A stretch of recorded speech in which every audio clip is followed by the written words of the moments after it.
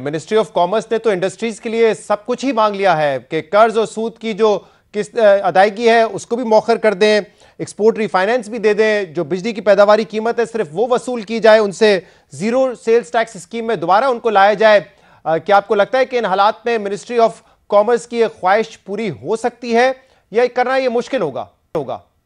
जी बिस्मिल्लाहिर्रहमानिर्रहीम। बहुत शुक्रिया शहजाद साहब। स्टीफन डर्कन है एक इकोनॉमिस्ट ब्रिटिश के, वो पाकिस्तान आए हुए हैं। उन्होंने कुछ उनके हमारी मुलाकात हुई तो उन्होंने कहा कि पाकिस्तान में इस वक्त एलीट के 5 ग्रुप्स हैं जो तमाम वसाइल पे कब्ज़ा किए हुए हैं और ये एक दूसरे ये कंटेस्ट भी करते हैं और चीज़ों को अपनी तरफ मोल्ड करने के लिए ये कोऑपरेट भी करते हैं। और उन 5 ग्रुप्स में 2 ग्रुप्स तो आपको इसमें नज़र आ जाते हैं, जिसमें एक बिजनेस क्लास और दूसरी सिविल ब्यूरोक्रेसी। ये जो प्रपोजल्स तैयार किए गए हैं ये इंटायरली एक मखसूस सेगमेंट ऑफ द सोसाइटी, एक मखसूस सेगमेंट ऑफ द बिजनेस, उसकी जो रिक्वायरमेंट्स हैं उसको सामने रख कर ये बनाए गए हैं। ये प्रपोजल्स बनाने से पहले और हाईएस्ट लेवल जो है एपिक्स कमेटी का, जो SIFC उसकी एपिक्स कमेटी है, उस पर पेश करने से पहले उसके पीछे मुझे नहीं पता इन्होंने कोई स्टडी भी की होगी या नहीं की होगी, क्योंकि पिछले जो 30-35 साल के अरसा में इनको जो सब्सिडीज़ मिली हैं, इनको जो बाकी इन्होंने मरात लिए हैं, सस्ते कर्जे लिए, इन्होंने टैक्स ये लोग हमसे कम पे करते हैं। सैलिड क्लास 264 अरब रुपए का टैक्स पे करती है, पाकिस्तान का अमीर तरीन एक्सपोर्टर सिर्फ 74 अरब रुपए का टैक्स पे करता है। उसके बावजूद ये इनको मजीद मरात चाहिए, क्योंकि मरात की इतनी आदत पड़ चुकी है, उसके बगैर ये काम नहीं कर सकते। तो जब इन्होंने ये मरात पेश की at the highest level of the country, जो इस वक्त डिसीजन मेकिंग जहाँ पे हो रही है, तो उस वक्त उन्होंने गालबन ये चीज़ जहन में नहीं रखी कि इसमें जो इनकी डिमांड्स हैं, जो प्रपोजल्स हैं, वो शायद IMF का जो प्रोग्राम है उससे ये मुताबिकत नहीं रखते। अगर ये कहते हैं कि हमें कॉस्ट बेस्ड बिजली फराहम कर दी जाए, क्योंकि हम क्रॉस सब्सिडाइज कर रहे हैं डोमेस्टिक कंज्यूमर, वो जो 200 यूनिट्स तक हैं उनको, तो फिर वो वाली जो क्रॉस सब्सिडाइजेशन सिर्फ इनके लिए क्यों ख़त्म की जाए? वो तो क्रॉस सब्सिडाइजेशन मैं भी कर रहा हूँ एज अ डोमेस्टिक कंज्यूमर, आप भी कर रहे हैं एज अ डोमेस्टिक कंज्यूमर, तो एक माशरे के एक मखसूस तबके के लिए वो फैसिलिटी क्यों ख़त्म की जाए? और लेट्स से अगर हम इनकी ये बात मान लें कि आप कॉस्ट बेस पे इनके लिए कर दें, तो उसका जो इम्पैक्ट आएगा सर्कुलर डेट प्लान के ऊपर, क्या इन्होंने उसको स्टडी किया कि इस वक्त वो वहां पे उनको जितनी बिजली की कीमत मिल रही है, जो यूनिट उनको मिल रहा है, अगर 2, 4, 5 रुपए, मुझे नहीं पता कितना ये क्रॉस। वैसे तो आपने अपनी स्टोरी में ये भी मेंशन किया है कि पिछले 4 सालों में एक्सपोर्ट सेक्टर को 1500 अरब रुपए का फायदा तो सिर्फ डिवैल्यूएशन की वजह से हुआ है, और ये रिपोर्ट जो है वजारत खजाना की है जो ये बताती है। लेकिन एक्सपोर्ट सेक्टर ये कह रहा है, मिनिस्ट्री ऑफ कॉमर्स ये कह रही है कि अगर ये मरात आप दे देंगे तो हम एक्सपोर्ट्स इस साल 20% से बढ़ाएंगे, जो कि तकरीबन $5.5 बिलियन बनते हैं। तो क्या आपको लग रहा है कि ये $5.5 बिलियन की बड़ी अहमियत है, तो ये मरात उनको दे देनी चाहिए? शहजाद साहब, ये इससे पहले मुझे 2 सवालात का ये लोग जवाब दे दें।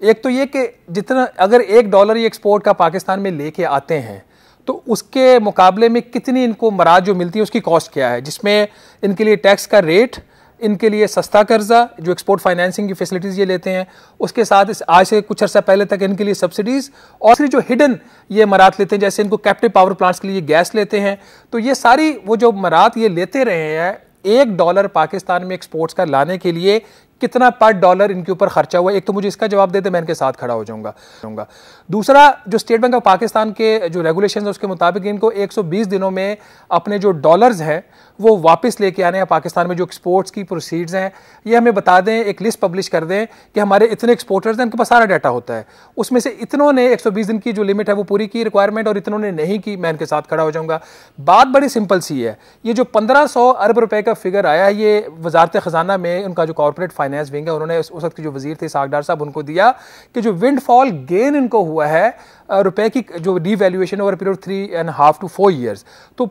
एक्चुअल तो प्रपोजल ये था बजट में। आपको पता है कि इनकम टैक्स का जो कानून है उसके अंदर एक तरमीम की गई बजट के टाइम पे कि विंडफॉल गेन कुछ सेक्टर्स को अगर हुआ तो उसके ऊपर 50% तक गेन का टैक्स लग सकता है। तो होना तो ये चाहिए था कि इस शोबे को 1500 अरब रुपया जो उनका दावा है वजारत खजाना का, इनको गेन हुआ है, तो उसका ये टैक्स ही लगा देते 50%, तो वहां से कुछ लेके वहां से जो कुछ शायद वहां को कुछ रिलीफ मिल जाती। वैसे तो हुकूमत के पास कोई स्पेस नहीं है, तो क्या इस हवाले से जो विंडफॉल गेन बैंक्स का था उस पर भी बड़ी कड़ी नजर थी मिनिस्ट्री ऑफ फाइनेंस की और स्टेट बैंक ऑफ पाकिस्तान की। लेकिन एक और बात बताइएगा शहबाज राना साहब, क्योंकि गौहर एजाज साहब पहले तो ऑब्वियसली इंडस्ट्री की तरफ से अपने प्रपोजल्स देते थे, लेकिन अब वो मिनिस्टर भी हैं कॉमर्स एंड इंडस्ट्री के, तो उनको तो ये मालूम होगा कि IMF के मुतालबे की वजह से ही जो एक्सपोर्ट रीफाइनेंस था उसको फेज वाइज खत्म करने की इस वक्त बात हो रही है। जीरो सेल्स टैक्स से IMF के कहने पर हटाया गया है। जो सब्सिडी दी जा रही थी बिजली की वो भी आईएमएफ के कहने पर हटाई गई है। तो फिर ये प्रपोजल मिनिस्ट्री ऑफ कॉमर्स की तरफ से कैसे आ रहा है? ये मराद तो खत्म की गई है आईएमएफ के कहने पर, बड़ी मुश्किल से हमने इनके ऊपर इकदाम लिए हैं। जी बिल्कुल, ये बड़ी एक इंटरेस्टिंग एस्पेक्ट है कि अब देखने वाली बात ये है, जाहिर सी बात अगर SIFC के लेवल पे ये प्रेजेंटेशन हो रही है तो ये जो उनके वजीर तजारत हैं और जो वजीर इंडस्ट्री भी हैं उनकी मर्जी के बगैर तो ये वहाँ पे जो है कॉमर्स मिनिस्ट्री तो नहीं लेके गई, उनकी मर्जी गई होगी। इसी स्टोरी के अंदर मैंने जो कल फिर वजारत ख़जाना से पूछा था डॉक्टर शमशाद अख्तर साहिबा से, तो क्योंकि ये वाले जो प्रपोजल है सिर्फ SIFC में पेश नहीं हुए, SIFC में पेश होने से 3-4 दिन पहले ये वाले प्रपोजल जो cabinet committee for economic revival बनाई गई है उसमें पेश हुए हैं। तो फिर मैंने डॉक्टर शमशाद साहिबा से एक इनडायरेक्टली क्वेश्चन पूछा जिसका उन्होंने जवाब भी दिया। तो उन्होंने कहा कि हम जो IMF के